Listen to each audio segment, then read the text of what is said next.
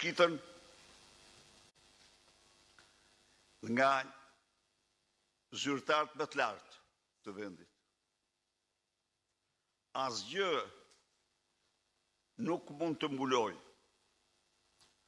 nuk mund të mbyll gropën më të zezë që ekziston në historinë e këtij vendi, në kryeqytetin e vendit, djegësi Tiranës. 130 milion euro të zhdukura pa nam dhe nishan. Të zhdukura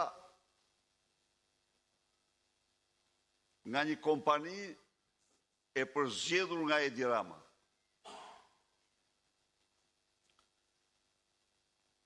E cila vetë kuptohet, ka marrë vetëm shpërblim në emrit, se 130 milion euro i morën ata që i nxorën nga thesari i shtetit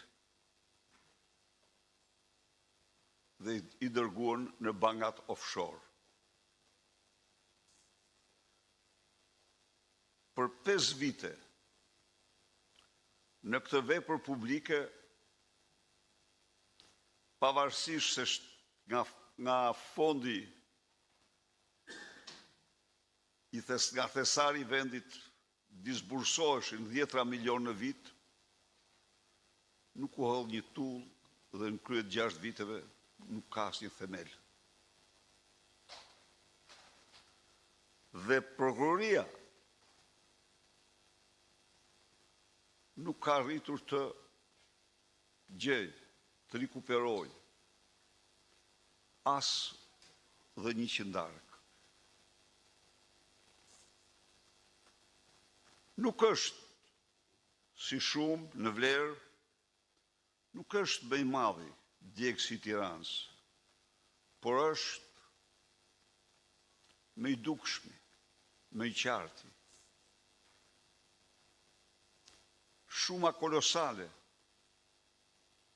qindra milion janë vjedhur në vepra tjera publike, miliarda. Vetëm Lubi Balluku ka disponuar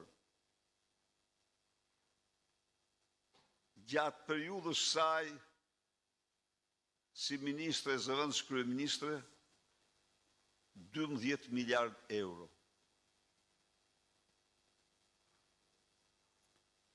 12 miliard euro